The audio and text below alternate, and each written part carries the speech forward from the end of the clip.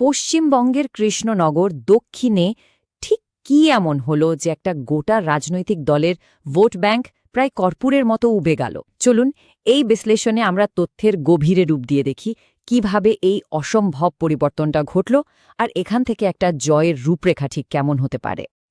দেখুন, যে কোনো জায়গার রাজনৈতিক সমীকরণ বুঝতে গেলে সবার আগে সেখানকার মাটি আর মানুষকে বুঝতে হয়। কৃষ্ণনগর দক্ষিণ মানে দক্ষিণবঙ্গের আর ৫টা কৃষিপ্রধান অঞ্চলের মতোই একটা জায়গা, কিন্তু এর সাধারণ চেহারার আড়ালেই লুকিয়ে আছে এক অসাধারণ রাজনৈতিক পট পরিবর্তনের গল্প, যা এখানকার মানুষের জীবনের সঙ্গে একেবারে জড়িয়ে আছে। আর এখানেই আসল রহস্যটা। ভাবতে পারেন, মাত্র ৫ বছরের মধ্যে একটা নির্বাচনী এলাকার প্রায় ৩০% ভোট এক শিবির থেকে অন্য শিবিরে চলে গেল। এটা কিন্তু কোনো ছোটখাটো ব্যাপার নয়। এই একটাই ঘটনা এখানকার রাজনীতির পুরো খেলাটাকেই ওলটপালট করে দিয়েছে। কিন্তু প্রশ্ন হলো, এটা হলোটা কিভাবে? এই বিশাল পরিবর্তনের উত্তর খুঁজতে হলে আমাদের শুরু করতে হবে একদম গোড়া থেকে, মানে কৃষ্ণনগরের মানুষ, তাদের সমাজ আর তাদের রোজকার জীবনযুদ্ধের বাস্তবতা দিয়ে। দেখুন, ভোটের রাজনীতিতে এই সংখ্যাগুলো কিন্তু খুব গুরুত্বপূর্ণ।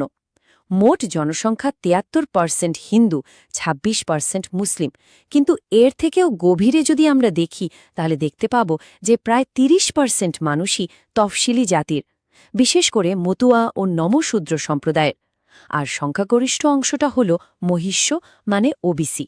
এ প্রত্যেকটা গোষ্ঠীর কিন্তু নিজস্ব আশা, আকাঙ্ক্ষা আর অভিযোগ রয়েছে, যা শেষ পর্যন্ত ভোটের বাক্সে গিয়ে প্রতিফলিত হয়।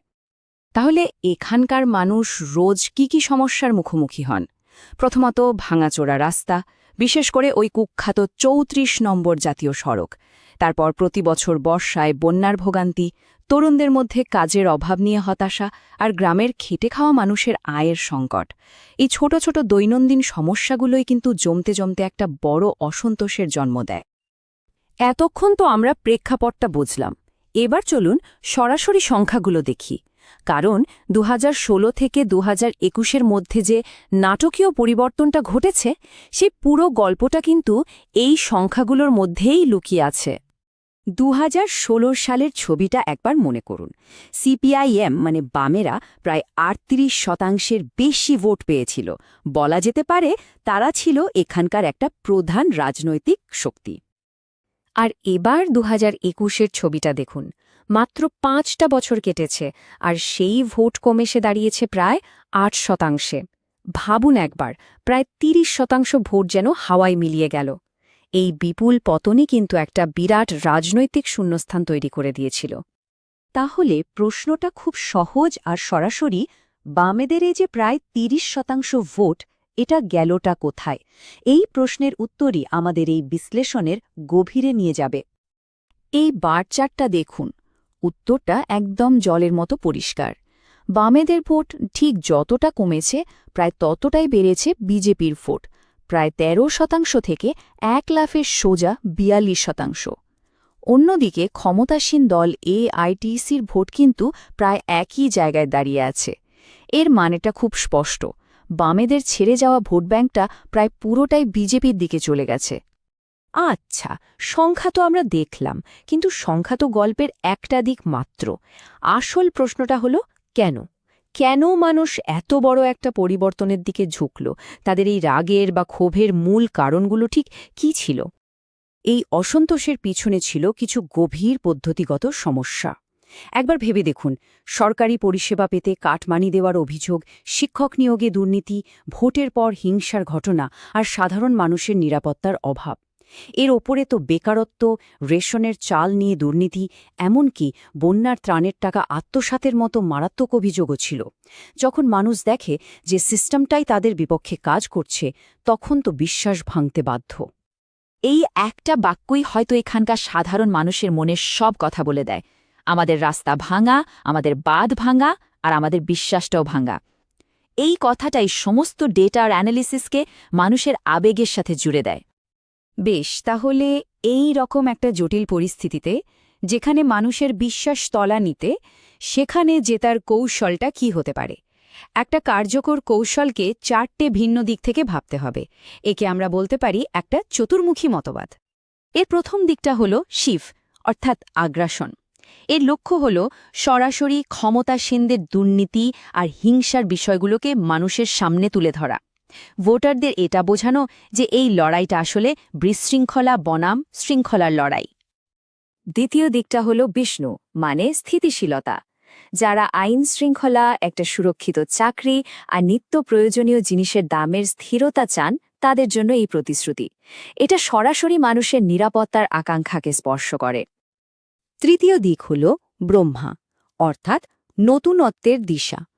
পুরনো ধাঁচের কল্যাণমূলক রাজনীতির বদলে নতুন রাস্তাঘাট, ডিজিটাল পরিষেবা আর চাকরির জন্য নতুন দক্ষতা তৈরির কথা বলা। এটা বিশেষ করে তরুণ প্রজন্মের ভোটারদের আকর্ষণ করার একটা শক্তিশালী কৌশল।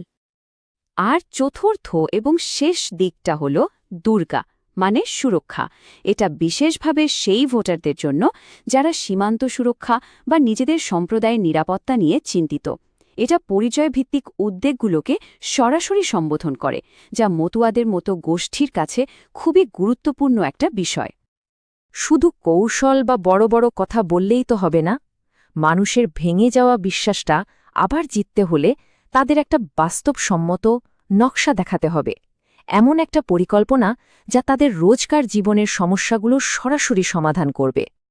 যেমন ধরুন, প্রথমেই সেই ভাঙা রাস্তার সমস্যা। ৩৪ নম্বর জাতীয় সড়কের জন্য ২,০০০ কোটি টাকার বিনিয়োগ। এর মানে কিন্তু শুধু একটা ভালো রাস্তা নয়, এর মানে হল যাতায়াতের সময় প্রায় ৩০% কমে আসা। তার মানে মানুষের সময় বাঁচবে, ব্যবসারও সুবিধে হবে। দ্বিতীয়ত, বেকারত্বের সমস্যা। একটা নতুন কৃষি শিল্প কেন্দ্র তৈরি করা, যা থেকে প্রায় ৫,০০০ স্থানীয় ছেলেমেয়ের চাকরির সুযোগ তৈরি হবে। এটা শুধু চাকরি নয়, এটা গ্রামের অর্থনীতিকে চাঙ্গা করার একটা বাস্তব উপায়। আর তৃতীয়ত, সরকারি প্রকল্পের সুবিধা যেন একেবারে শেষ মানুষটির কাছে পৌঁছায়। প্রধানমন্ত্রী আবাস যোজনায় পাকা বাড়ি আর জল জীবন মিশনে ঘরে ঘরে পানীয় জল, এই দুটো প্রকল্পের ১০০% বাস্তবায়ন নিশ্চিত করা। কোনো কাটমানি নয়, কোনো দুর্নীতি নয়, সুবিধা পৌঁছবে সরাসরি মানুষের কাছে। তাহলে সব তথ্য, সব কৌশল আর সব প্রতিশ্রুতি শোনার পর কৃষ্ণনগর দক্ষিণের ভোটারদের সামনে এখন চূড়ান্ত সিদ্ধান্ত নেওয়ার সময়। আসল প্রশ্নটা কিন্তু একটাই, এই যে সিস্টেমের ওপর জমে থাকা এত ক্ষোভ, এই সম্মিলিত রাগটা কি শেষ পর্যন্ত ক্ষমতাশালী দলের পোক্ত রাজনৈতিক সংগঠনকে টক্কর দেওয়ার জন্য যথেষ্ট শক্তিশালী? এই প্রশ্নের উত্তরই কৃষ্ণনগর দক্ষিণের ভবিষ্যৎ নির্ধারণ করে দেবে।